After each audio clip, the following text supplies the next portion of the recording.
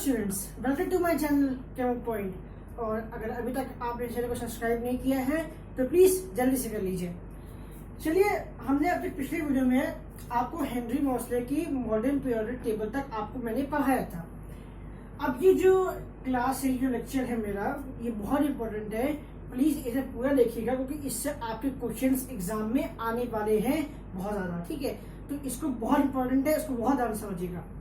मैंने जैसा आपको बताया था कि मतलब अगले मतलब कि ईआर लेक्चर में आपको पीरियोडिक प्रॉपर्टीज बताऊंगा, कितने तरह की पीरियोडिक प्रॉपर्टीज होती है, वो क्या क्या होती हैं। ठीक है, ऐसे तो मैंने अपना सिलेबस बताया था अपने फर्स्ट वीडियो में केमिस्ट्री का, लेकिन मैं आपको फिर से बताऊंगा पूरा अच्छे से।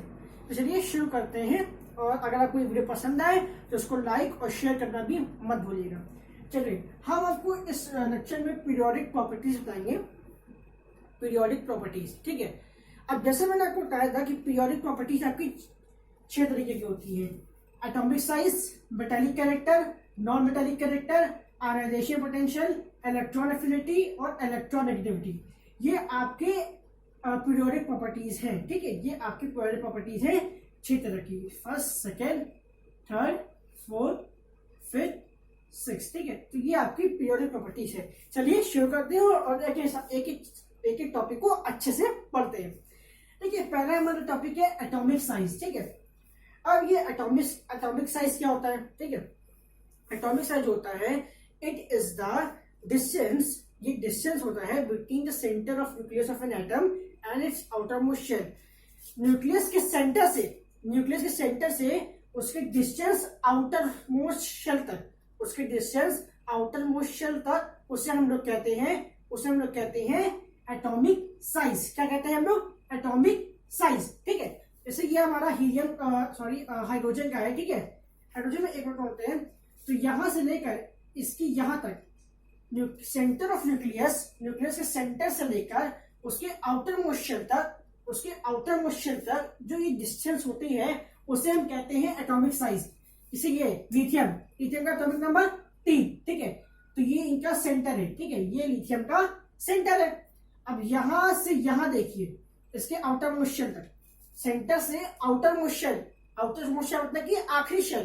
ठीक है, आउटर मोस्ट शेल मतलब कि आखिरी शेल, उसका आखिरी शेल है, सेंटर से लेकर आउटर मोस्ट शेल, उसकी यहां तक की डिस्टेंस है। It is a distance between the centre of nucleus of an atom and the outer most shell. तो जो बीच से जो उसकी सेंटर, यहां से जो सेंटर है न्यूक्लियस ऑफ एन एटम का, और जो ये आउटर मोस्ट शेल है, यहां तक की डिस्टेंस होती है, यहां से यहां तक की, उसे हम कहते हैं एटॉमिक साइज। क्या कहते हैं हम लोग? Atomic size. क्या कहते हैं हम लोग? Atomic size.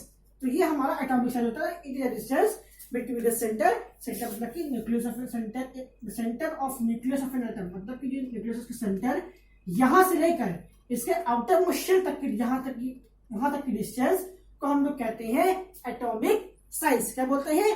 Atomic size. ठीक है, अगर आपने मेरा पिछला वीडियो के नहीं देखा है, चलिए हम कुछ भी बताएंगे। एटॉमिक साइज कहाँ इंक्रीज करती है और कहाँ डिक्रीज करती है, हमारे पास दो तरीके से पता चलता है। एक डाउन द ग्रुप होता है, एक अक्रॉस द पीरियड होता है। ठीक है, कॉलम को हम लोग ग्रुप बोलते हैं, रो को हम लोग पीरियड बोलते हैं। मैंने तो पिछली वीडियो में आपको बताया है ये, तो प्लीज अगर आपने नहीं देखा है तो मैं लिंक डिस्क्रिप्शन में दे दूंगा, प्लीज जाकर देखिए। ठीक है, तो पहले हम कंसिडर कर रहे हैं डाउन द ग्रुप। पहले मैं सारे जितने भी हमारी पीरियोडिक प्रॉपर्टी है सबका डाउन द ग्रुप बताऊंगा, फिर इकट्ठा सबका अक्रॉस द पीरियड बताऊंगा। फिर अगर डाउन अक्रॉस एक साथ करने लगेंगे तो काफी कंफ्यूजन हो जाएगी आपको भी। तो पहले सबको डाउन द ग्रुप बताते हैं, फिर अक्रॉस द ग्रुप बताते हैं। चलिए, एटॉमिक साइज। अब मैंने आपको एक चीज बताया कि सेंटर से लेकर आउटर मोस्ट शेल, वहां से लेकर वहां तक की डिस्टेंस होती है, उसे हम लोग एटॉमिक साइज बोलते हैं।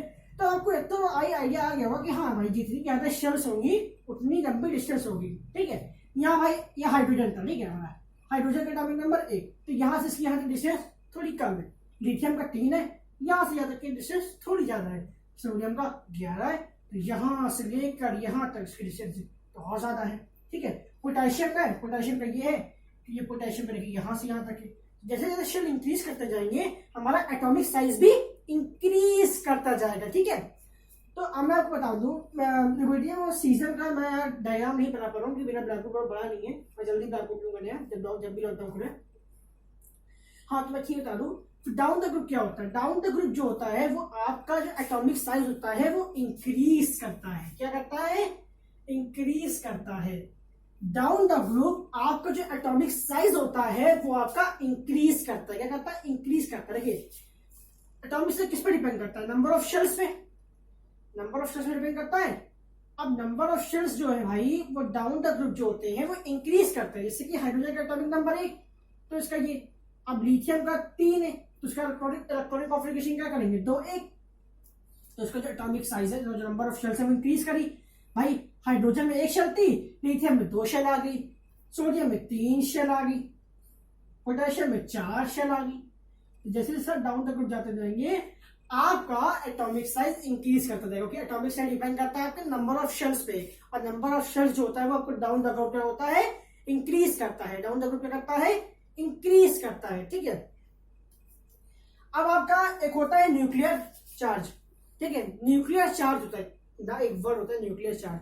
न्यूक्लियर चार्ज हम लोग कहते हैं पॉजिटिव, ये पॉजिटिव चार्ज होता है। और पॉजिटिव चार्ज मतलब कि ये इक्वल होता है नंबर ऑफ प्रोटॉन्स के।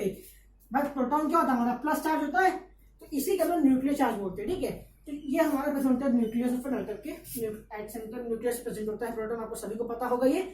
तो जो हमारा न्यूक्लियर चार्ज होता है वो हमारा प्रोटॉन होता है, और प्रोटॉन मतलब कि एटॉमिक नंबर। तो जैसे जैसे आप डाउन द ग्रुप जाएंगे तो आपका एटॉमिक नंबर भी इंक्रीज करता है। भाई मैंने बताया था कि हेनरी मोसली पीरियड टेबल में जैसे जैसे आप एलिमेंट्स को जाते जाएंगे वैसे वैसे आपका एटॉमिक नंबर एलिमेंट का इंक्रीज करता जाएगा।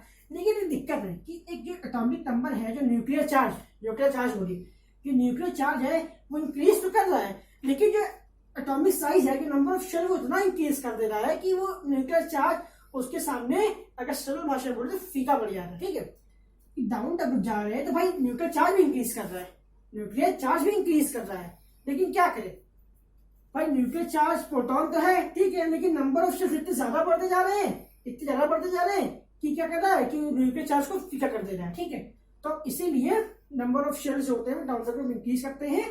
ठीक है, तो ये हमारा था एटॉमिक साइज पे। मैं भी अक्रॉस द पीरियड बताऊंगा। ठीक है भाई, नीचे जो है न्यूक्लियर चार्ज इंक्रीज तो कर रहा है, लेकिन इतना नहीं कर रहा है कि इसको एटॉमिक साइज कम कर दे। ठीक है, क्योंकि नंबर ऑफ शेल्स और कम कर दे रही है पावर ऑफ न्यूक्लियर चार्ज को। ठीक, पावर ऑफ न्यूक्लियर चार्ज के उसको सरपास कर दे रही है। ठीक है, तो ये हमारा था एटॉमिक साइज। ठीक है, ये हमारा था एटॉमिक साइज। सेकंड हमारा आता है मेटालिक कैरेक्टर। मेटालिक कैरेक्टर क्या होता है? मेटालिक कैरेक्टर क्या होता है? Tendency of an atom to lose their valence electron, उसे हम लोग कहते हैं मेटालिक कैरेक्टर। जो एलिमेंट जो अपना इलेक्ट्रॉन इजिली लूज कर दे, जो एलिमेंट अपना इलेक्ट्रॉन इजिली लूज कर दे और पॉजिटिव आयन बनाए, क्या होता है? पॉजिटिव आयन, उसे हम लोग कहते हैं मेटालिक कैरेक्टर। अब भैया इतनी तो पता ही होगा, हमको भी पता है कि जब भी कोई एलिमेंट, सोडियम है, ठीक है, सोडियम क्या करता है? सोडियम क्या होता है? 281 होता है। अब भाई हर एलिमेंट को स्टेबल होना है, तो भी क्या करेगा ऐसा कि स्टेबल हो जाए? ये क्या करेगा? व्हेन इलेक्ट्रॉन लूज कर देगा तो क्या हो जाएगा? प्लस आयन बन जाएगा और इसकी इलेक्ट्रॉनिक कॉन्फ़िगरेशन भी कंप्लीट हो जाएगी। तो इसने एक इलेक्ट्रॉन लूज कर दिया। क्या कर दिया? लूज कर दिया। ठीक है, अब चलिए डाउन द ग्रुप देखते हैं कि कौन कितनी जल्दी इलेक्ट्रॉन लूज कर रहा है। भाई जो हमारा मेटालिक कैरेक्टर होता है, वो एटॉमिक साइज पे डिपेंड करता है। किस पे डिपेंड करता है? एटॉमिक साइज पे। ठीक है, अब डाउन द ग्रुप मैंने अभी बताया कि एटॉमिक साइज इंक्रीज कर रहा है। Down the group atomic size, number of shells क्या हो रही है? बढ़ रही है। नंबर ऑफ शेल्स क्या हो रही है? बढ़ रही है। तो हमारा मेटालिक कैरेक्टर इंक्रीज करेगा। कैसे इंक्रीज करेगा? देखिए, अब यहाँ पे हाइड्रोजन प्रोटॉन जो इलेक्ट्रॉन को चिपकाया हुआ है अपने पास, तो ये जल्दी लूज नहीं करेगा। ठीक है, लिथियम क्या है? अब क्या होगा कि अब प्रोटॉन यहाँ पे, न्यूक्लियर चार्ज यहाँ पे, अब शेल्स क्या हुई? इंक्रीज हुई। तो शेल्स इंक्रीज हुई तो भाई उसको न्यूक्लियर चार्ज को और ताकत करेंगे इलेक्ट्रॉन खींचने में। फिर क्या होगा कि जितनी, भाई ये बताइए है कि जितनी दूर इलेक्ट्रॉन होगा इतनी ही इजीली से लूज कर जाएगा। जितनी दूर इलेक्ट्रॉन होगा nuclear centre of nuclear atom से, यहाँ से जितनी दूर इलेक्ट्रॉन होगा उतनी जल्दी लूज कर देगा। क्या होगा? इतनी जल्दी लूज कर देगा। तो यहाँ पे क्या है? इलेक्ट्रॉन थोड़ा पास में था, यहाँ पे इलेक्ट्रॉन क्या है? दूर हो गया थोड़ा सा हाइड्रोजन के कंपैरिजन में। तो क्या हुआ? इलेक्ट्रॉन को जल्दी से हमने खींच लिया।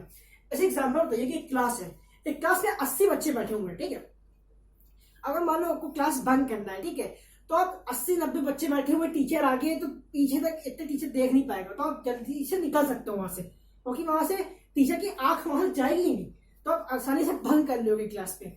और अगर उसमें क्या होगा, बच्चे कम होंगे, 30-40 बच्चे होंगे, 20 बच्चे होंगे, तो भाई टीचर हर एक बच्चे को देख लेगा आराम से, तो कोई बच्चा बंक नहीं कर पाएगा। मैं आपको बंक करना नहीं सिखा रहा हूँ, मैं आपको एग्जाम्पल दे रहा हूँ यहाँ पे, ठीक है।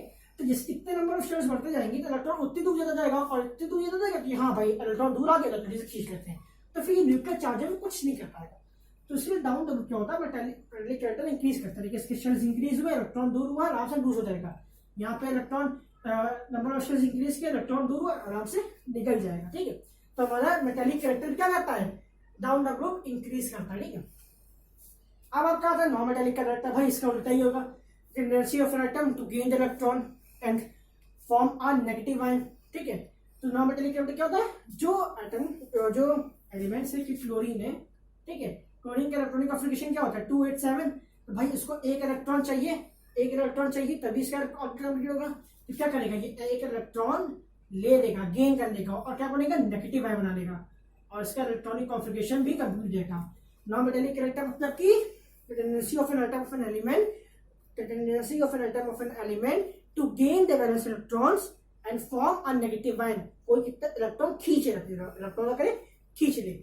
अब जाहिर सी बात है यार, ये अब क्या बात होगी, चलिए देखते हैं। अब metallic character down the group increase कर रहा है, तो ऑफ कोर्स ही बात है कि नॉन मेटालिक कैरेक्टर क्या करेगा, डिक्रीज करेगा। अब कैसे डिक्रीज करेगा, देखिए अब यहाँ पर हाइड्रोजन लिथियम है, ठीक है। अब इसको क्या करना है कि इलेक्ट्रॉन लूज करना है, सॉरी इलेक्ट्रॉन गेन करना है, क्या करना है, गेन करना है इलेक्ट्रॉन, ठीक है। भाई ऐसी बात है कि यहाँ पर जो हाइड्रोजन ने ये इलेक्ट्रॉन खींच लिया, न्यूक्लियर चार्ज था, यह काफी न्यूक्लियर चार्ज होगा, नहीं एक प्रोटॉन था, ठीक है, तो एक प्रोटॉन था, ठीक है, तो यहाँ पे न्यूक्लियर चार्ज है, तो उसने इलेक्ट्रॉन खींच लिया, भाई शेल ज्यादा बड़ी नहीं थी, हमने खींच लिया। अब क्या होगा, अब लिथियम है, अब लिथियम क्या है, अब लिथियम का जो है इलेक्ट्रॉनिक कॉन्फिगरेशन क्या होता है 2-1 होता है, ठीक है। तब उसमें क्या होगा कि भाई इसको जो है न्यूक्लियर चार्ज को बहुत दम लगानी पड़ेगी, थोड़ी दम लगानी पड़ेगी, हाइड्रोजन ज्यादा दम लगानी पड़ेगी इलेक्ट्रॉन्स को खींचने के लिए, इलेक्ट्रॉन को गेन करने के लिए ज्यादा दम लगानी पड़ेगी। अब नीचे आएगा सोडियम आ जाएगा, उसका इलेक्ट्रॉनिक कॉन्फिगरेशन क्या होता है 281 होता है। तो भाई यहाँ से पता है इलेक्ट्रॉन की दूर चला गया तो कैसे सेट करेगा, जाहिर सी बात है कि इलेक्ट्रॉन की दूर चला गया तो न्यूक्लियर चार्ज कहाँ जाएगा, नहीं जा पाएगा, न्यूक्लियर चार्ज क्या भाई हमसे ना हो पाई, क्या होगा हमसे ना हो पाई, तो नॉन मेटालिक क्या करेगा, फिर ये इलेक्ट्रॉन को खींच ही नहीं पाएगा, इलेक्ट्रॉन गेन नहीं कर पाएगा, क्योंकि इलेक्ट्रॉन क्या हो रहा है भाई, नंबर ऑफ शेल्स इंक्रीज हो रहा है तो इलेक्ट्रॉन भी दूर जा रहे, तो ऐसे इलेक्ट्रॉन आएगा, तो इलेक्ट्रॉन भेजा वापस आएगा ही नहीं, न्यूक्लियर चार्ज को पूरी नहीं कर पाएगा, तो फिर ये क्या होगा, डाउन द ग्रुप डिक्रीज होता जाएगा, क्या होगा, डिक्रीज होता जाएगा। तो हमें 3 part, atomic size increase, metallic character increase और नॉन मेटालिक कैरेक्टर डिक्रीज, ठीक है।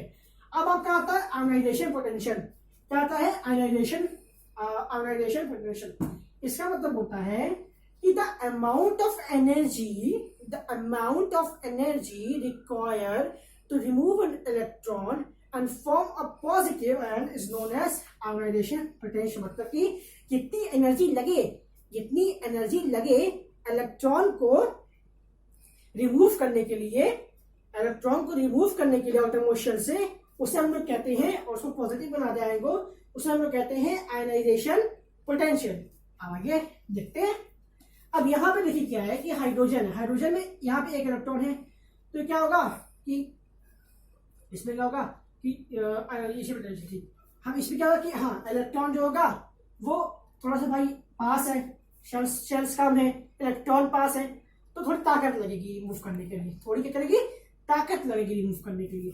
अब देखिए यहाँ पर क्या हो गया कि अब नंबर ऑफ शेल्स ही बढ़ गए, ठीक है, नंबर ऑफ शेल्स बढ़े, इलेक्ट्रॉन दूर गया, तो क्या होगा कि यार इलेक्ट्रॉन इजी निकल जाएगा। मैंने आपको अभी क्या एग्जाम्पल दिया, ना कि भाई इलेक्ट्रॉन की जो क्लास का एग्जांपल दिया कि ये क्लास आपको बंक करना है, तो अगर 80 बच्चे बैठे हैं, 90 बच्चे बैठे हैं क्लास में, तो वो इजी निकल जाएगा। अगर नहीं निकला, अगर कम बच्चे हुए तो दिक्कत होगी। तो भाई इलेक्ट्रॉन जब इजी निकल जाएगा तो एनर्जी के हमें एनर्जी कम लगानी पड़ेगी, यहाँ पे एनर्जी हमें ज्यादा लगानी पड़ी, क्योंकि इलेक्ट्रॉन जो है प्रोटॉन के पास था तो उसको खींच रहा था, तो हमें इलेक्ट्रॉन को खींचने के लिए बाहर डालने के लिए हमें एनर्जी ज्यादा लगानी पड़ी। लेकिन यहाँ पे क्या, इलेक्ट्रॉन दूर गया तो हमें एनर्जी थोड़ी कम लगानी पड़ी। इलेक्ट्रॉन यहाँ था, मान लीजिए प्रोटॉन था, ये इलेक्ट्रॉन था, प्रोटॉन खींच तो रहा इलेक्ट्रॉन की तरफ, लेकिन इतनी दूर थोड़ा सा दूर हो गया है, हमें खींच लिया। अब सोडियम के बाद ये देखिए इलेक्ट्रॉन ये प्रोटॉन ये, सॉरी माफ कीजिएगा, प्रोटॉन ये, इलेक्ट्रॉन ये। अब इतनी दूर है कि वो खींच ही नहीं पा रहा, इतना खींच रहा है, हो ही नहीं पा रहा। तो क्या हुआ, इसको मैं निकाल दिया। अब पोटेशियम को देख लीजिए, इलेक्ट्रॉन, प्रोटॉन ये, इलेक्ट्रॉन ये, खट्टे से खींच लिया इलेक्ट्रॉन को। तो हमें एनर्जी कम लगानी पड़ी। तो एनर्जी पर नीचे क्या होता है, डाउन द ग्रुप क्या होता है, डिक्रीज करता है, जितनी हमें कम एनर्जी लगानी पड़ेगी। ठीक है, तो क्या होगा, हमें एनर्जी कम लगानी पड़ी, पहले यहाँ पर ज्यादा थोड़ी लगानी पड़ी, फिर यहाँ से उससे कम कम कम कम। तो क्या हुआ, डाउन द ग्रुप क्या हुआ, एनर्जी पर नीचे क्या हुआ, डिक्रीज हुआ। क्या हुआ, डिक्रीज हुआ। चलिए अब आते हैं फिफ्थ टॉपिक पे, इलेक्ट्रॉन एफिनिटी। इलेक्ट्रॉन एफिनिटी मतलब होता है कि एक the atom of an element कितना इलेक्ट्रॉन एक्सेप्ट कर ले, कितना इलेक्ट्रॉन वो एक्सेप्ट कर ले। एनर्जी ऑफ एन एटम तो एक्सेप्ट अलॉट, कितना इलेक्ट्रॉन वो है वो एक्सेप्ट कर ले, उसे हम लोग कहते हैं इलेक्ट्रॉन एफिनिटी। कितना इलेक्ट्रॉन वो एक्सेप्ट कर ले उसे हम लोग कहते हैं इलेक्ट्रॉन एफिनिटी। अब भाई ये भी दो चीज डिपेंड करेगा, एटॉमिक साइज, न्यूक्लियर चार्ज। अब एटॉमिक साइज देखिए यहाँ पे क्या है, ये यहाँ पे क्या है कि इलेक्ट्रॉन पास में है, इलेक्ट्रॉन पास में है, तो इलेक्ट्रॉन एफिनिटी क्या करेगा, इलेक्ट्रॉन को एक्सेप्ट कर देगा। हाँ भाई ये लो, इलेक्ट्रॉन भाई पास में है, प्रोटॉन सॉरी हाँ इलेक्ट्रॉन ये है, प्रोटॉन ये है, इलेक्ट्रॉन इतनी पास है कि हाँ भाई इसने ले लिया इलेक्ट्रॉन को। अब हम नीचे गए, लिथियम पे आए, अब लिथियम पे तो इलेक्ट्रॉन दूर हो गया। अब दूर हो गया तो कह रहा है अरे यार इतनी दूर इलेक्ट्रॉन है, तो उसको तो दिक्कत होगी लेने में। चलो मैंने ले लिया, दिक्कत ही न्यूक्लियर चार्ज काफी लगाना पड़ा। अब उसके सोडियम पे आए तो कह रहे यार इतनी दूर इलेक्ट्रॉन हो गया, हमको नहीं चाहिए इलेक्ट्रॉन। उसकी जो इलेक्ट्रॉन एफिनिटी क्या है, तो चाहत, लव, इलेक्ट्रॉन के प्रति लव। तो उसने क्या किया कि यार इतनी दूर इलेक्ट्रॉन हो गया, अब हमको नहीं लेना, अब हम इतनी एनर्जी तो नहीं लगा पाएंगे भाई, इतनी दूर इलेक्ट्रॉन है, प्रोटॉन यहाँ पे, इतनी दूर तो हम इतनी दूर से तो नहीं खींच पाएंगे। फिर आपका पोटेशियम आया, पोटेशियम तो और दूर होता है, पोटेशियम क्या होता है, और दूर होता है, 281 है, 19 एटॉमिक नंबर होता है इसका। तो क्या हुआ, इलेक्ट्रॉन वहां चला गया, प्रोटॉन यहाँ पे है। अब कह रहे यार इतनी दूर तो हम नहीं खींच पाएंगे, इतनी दूर तो नहीं जा पाएंगे। तो क्या हुआ, यहाँ पे जो इलेक्ट्रॉन था नंबर ऑफ शेल इंक्रीज हुई, इलेक्ट्रॉन बाहर जाता रहा। अब इतना बाहर हो गया कि भाई अब वो कह रहा है कि हम इतना इलेक्ट्रॉन तो नहीं खींच पाएंगे इतनी दूर से, इतनी मेरे में ताकत नहीं है, मैं इलेक्ट्रॉन को वहां से खींच के यहाँ ले आऊं, मैं इतना इलेक्ट्रॉन तो एक्सेप्ट नहीं कर पाऊंगा, इतना इलेक्ट्रॉन एक्सेप्ट नहीं कर पाऊंगा, क्योंकि उतनी ताकत चाहिए, क्योंकि इलेक्ट्रॉन दूर से लगे। यहाँ पे इलेक्ट्रॉन पास में खींच लिया, इलेक्ट्रॉन दूर होगी तो कहां से भाई जाएंगे। तो यहाँ पे क्या होगा कि आपका इलेक्ट्रॉन एफिनिटी भी क्या होगा, डिक्रीज करेगा। क्या होगा, डिक्रीज करेगा। पहले इलेक्ट्रॉन ले लिया, इलेक्ट्रॉन एफिनिटी का मतलब ये होता है कि इलेक्ट्रॉन एक्सेप्ट कर लिया, इलेक्ट्रॉन के प्रति चाहत, लव। तो इलेक्ट्रॉन क्या किया, यहाँ पे एक्सेप्ट कर लिया, यहाँ पे क्या कुछ दिक्कत हुई, यहाँ पे कह रहे बाप इतनी दूर, यहाँ पर बाप इतनी दूर चला गया, तो ना पाएगा। तो इसने क्या हुआ, इलेक्ट्रॉन ये अभी एक्सेप्ट नहीं कर पाया। तो आपका down the group electron affinity भी डिक्रीज कर गया। अब आपका आता है इलेक्ट्रॉन नेगेटिविटी। अब इलेक्ट्रॉन नेगेटिविटी और इलेक्ट्रॉन एफिनिटी बहुत बच्चे कंफ्यूजिंग में रहते हैं, क्या ये दोनों तो सेम लगता है। इलेक्ट्रॉन नेगेटिविटी मतलब होता है कि इलेक्ट्रॉन को पुल करना, अट्रैक्ट करना, इलेक्ट्रॉन को पुल करना। ठीक है, tendency of an atom to attract the share pair of electrons. सीधी भाषा में बोले तो इलेक्ट्रॉन को अट्रैक्ट करना, tendency of an atom to attract the electron is known as electron negativity. मतलब कि इलेक्ट्रॉन को अट्रैक्ट किया, पुल किया अपनी तरफ। और इलेक्ट्रॉन एफिनिटी को मतलब क्या हुआ, इसने इलेक्ट्रॉन को एक्सेप्ट किया। यही फर्क है इलेक्ट्रॉन एफिनिटी और नेगेटिविटी में। एफिनिटी ये कहता है इलेक्ट्रॉन को एक्सेप्ट करता है, ये कहता है इलेक्ट्रॉन को अट्रैक्ट करता है या फिर पुल करता है। ठीक है, तो ये डिफरेंस है। आगे देखते हैं इलेक्ट्रोनेगेटिविटी। अब इलेक्ट्रोनेगेटिविटी भी जाहिर सी बात है कि कोई इलेक्ट्रॉन को अट्रैक्ट करना है। अब यहाँ इलेक्ट्रॉन पास था भाई, हमने कहा कि ये इलेक्ट्रॉन है, ये हमारा फोटोन है। इलेक्ट्रॉन पास होता, हाइड्रोजन की बात कर रहा हूँ, इलेक्ट्रॉन पास होता, ले लिया। लिथियम, इलेक्ट्रॉन दूर गया, इलेक्ट्रॉन को क्या किया, अट्रैक्ट नहीं कर पाया इतना हाइड्रोजन कर लिया। सोडियम इतनी दूर चला गया इलेक्ट्रॉन, अब क्या यार इतनी दूर से इलेक्ट्रॉन अट्रैक्ट करना, इलेक्ट्रॉन को पुल करना अपनी तरफ मुश्किल है। फिर पोटेशियम में क्या हुआ कि वहां पे भी इलेक्ट्रॉन को, अब भाई इतनी दूर इलेक्ट्रॉन चला गया, मैं उसको अट्रैक्ट कर ही नहीं पाऊंगा, पुल कर ही नहीं पाऊंगा अपनी तरफ। तो क्या हुआ, यहाँ भी नहीं कर पाए। तो ये आपका इलेक्ट्रॉन नेगेटिविटी भी डिक्रीज हो गया। क्या डिक्रीज हो गया, देखिए याद रखिएगा, ये चार आयोनाइजेशन पोटेंशियल, इलेक्ट्रॉन एफिनिटी, तीन आयोनाइजेशन पोटेंशियल, हाँ नॉर्मेटिक भी लिखिए, लेकिन मैं 3 को ले रहा हूँ सिर्फ। आयोनाइजेशन पोटेंशियल, इलेक्ट्रॉन एफिनिटी और इलेक्ट्रॉन नेगेटिविटी दोनों ही, तीनों ही डाउन द ग्रुप करती है, डिक्रीज करती है। क्या करती है? डाउन द ग्रुप डिक्रीज करती है। ठीक है, तो ये हमारा था डाउन द ग्रुप। अब आइए करते हैं अक्रॉस द पीरियड। जल्दी से अक्रॉस द पीरियड भी बात कर लेते हैं। मैंने डाउन द ग्रुप एक साथ इसलिए बताया जल्दी जल्दी, क्योंकि अगर मैं down the group across the period, down the group across the period करते रहता तो आपको समझ ही नहीं आता या कंफ्यूज हो जाते। तो मैंने कहा पहले सारे जितने प्योरिटी प्रॉपर्टीज है सबका पहले मैं डाउन द ग्रुप बता दूं, फिर एक साथ सबका मैं क्या करूंगा अक्रॉस द पीरियड भी बता दूंगा। मेरा बोर्ड आ जाए जल्दी से, लॉकडाउन है, दिक्कत हो रही है, दुकानें खुली नहीं। चलिए अक्रॉस द पीरियड बात करते हैं। पीरियड 3 को लेते हैं हम, पीरियड 3 को लेते हैं सोडियम, मैग्नीशियम,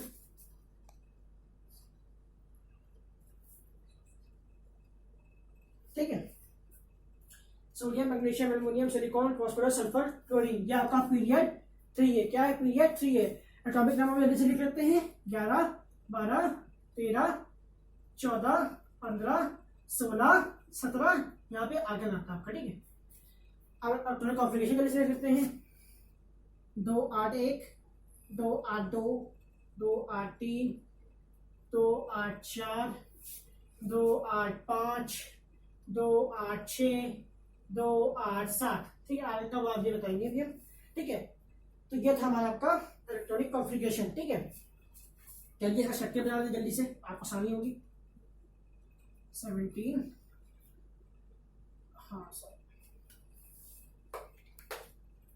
13 प्रोटॉन है आपका। प्रोटॉन देखिए, प्रोटॉन हमारा एटॉमिक नंबर की इक्वल होता है। अक्रॉस द पीरियड तो प्रोटॉन एटॉमिक नंबर क्या करेगा? इंक्रीज करेगा, तो आपका प्रोटॉन भी इंक्रीज करेगा। ठीक है, 1, 2, 1, 2, 3,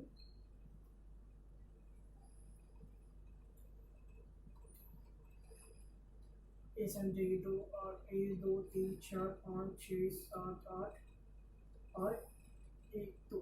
ठीक है, थोड़ा सा जगह नहीं है, एडजस्ट कर लीजिएगा। मैं एल्युमिनियम को यहाँ लिख देता हूँ। ठीक है, थोड़ा स्ट्रक्चर बड़ा बन गया ना मेरा, तो ये एल्युमिनियम है आपका। ठीक है, एल्युमिनियम है, एल्युमिनियम 13 एटॉमिक नंबर, ये इसका स्ट्रक्चर है। ठीक है, चलिए क्लोरीन का बना जल्दी से छोटा सा। मेन आपको मुझे यहाँ से बताना है, ये चीज मेन है, प्रोटॉन कितना है, ये मेन नहीं, स्ट्रक्चर मेन नहीं है, वो तो मैंने आपको जल्दी से बता दिया आपको। 17 प्रोटॉन है। ठीक है, ये स्ट्रक्चर है, ये स्ट्रक्चर है, ये स्ट्रक्चर है, ये स्ट्रक्चर है। ठीक है, 2, 8, 7, एक गलत किया, एक स्ट्रक्चर एक्स्ट्रा हो गया। ठीक है, हाँ, तो ये आपको 17 प्रोटॉन चाहिए। अब जल्दी से देखते हैं, इलेक्ट्रॉन यहाँ लिख लो, इलेक्ट्रॉन यहाँ लिख लो। ठीक, अब आपका आता है पहला एटॉमिक साइज। ठीक है, एटॉमिक साइज मैंने क्या बताया था? डाउन डेवलप इंक्रीज किया था। एटॉमिक साइज जो होता है हमारा अक्रॉस द पीरियड जो होता है वो हमारा डिक्रीज करता है। क्या करता है? डिक्रीज करता है। अब आप कहेंगे सर अक्रॉस द पीरियड तो शेयर्स रिमेन सेम रहते हैं, तो फिर कैसे डिक्रीज हो गया ये? तो फिर कैसे डिक्रीज हो गया ये? भाई अक्रॉस द पीरियड मैंने कहा कि एटॉमिक नंबर बढ़ता है।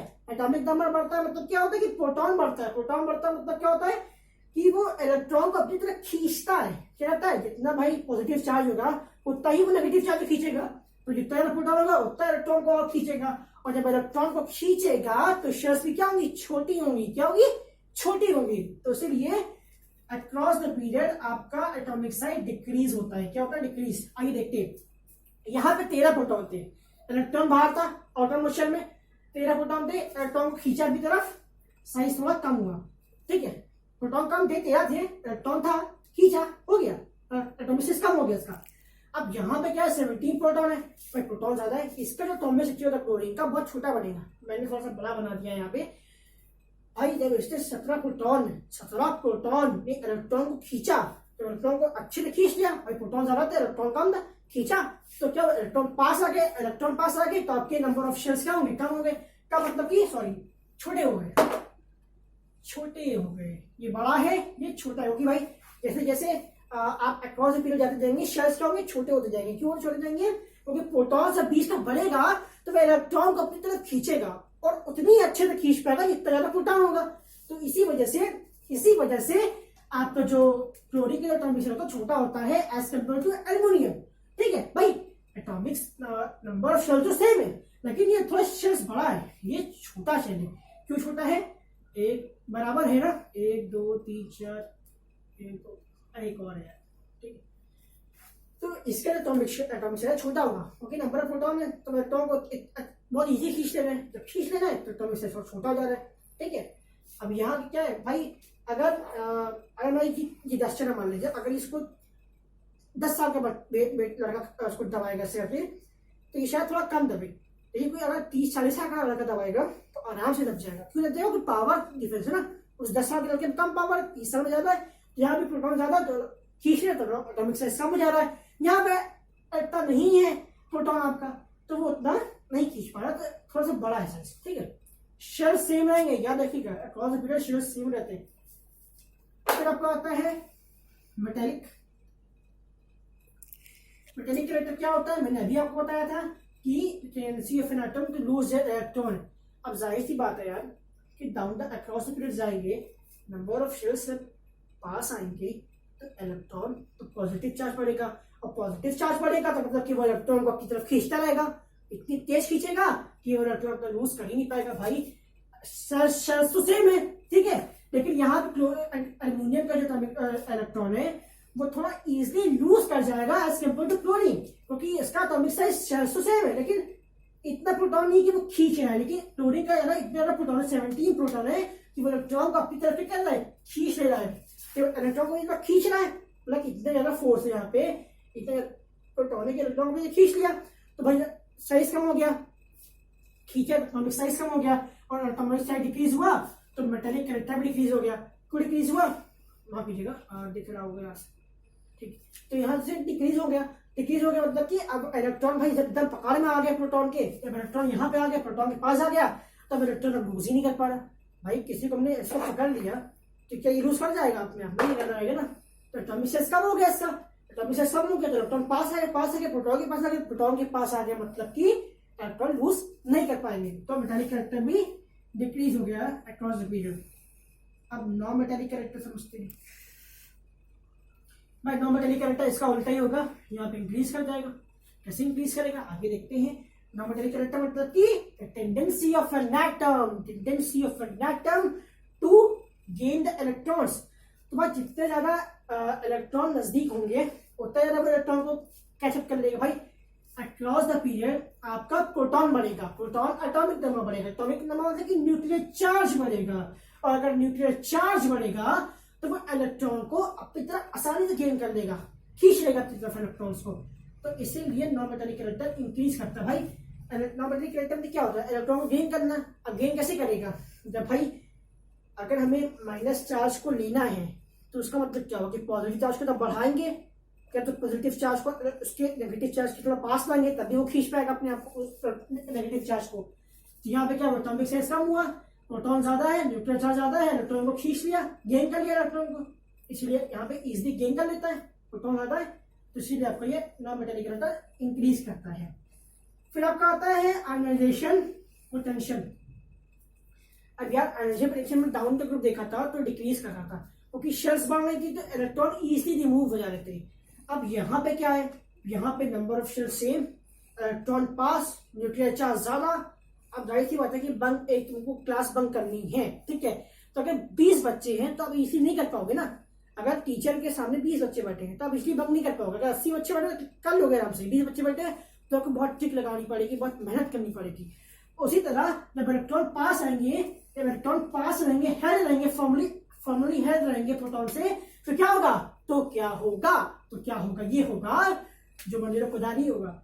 इलेक्ट्रॉन जब प्रोटॉन जब ज्यादा होगा तो इलेक्ट्रॉन पास में रहेगा, इलेक्ट्रॉन पास में रहेगा तो आयनाइजेशन पोटेंशियल पता क्या होता है कि the amount of energy required to remove an electron, तो भाई उतनी ही ज्यादा एनर्जी लगेगी। जितना ज्यादा इलेक्ट्रॉन प्रोटॉन के पास रहेगा उतनी ही हमें ताकत लगेगी कि इलेक्ट्रॉन को खींचे।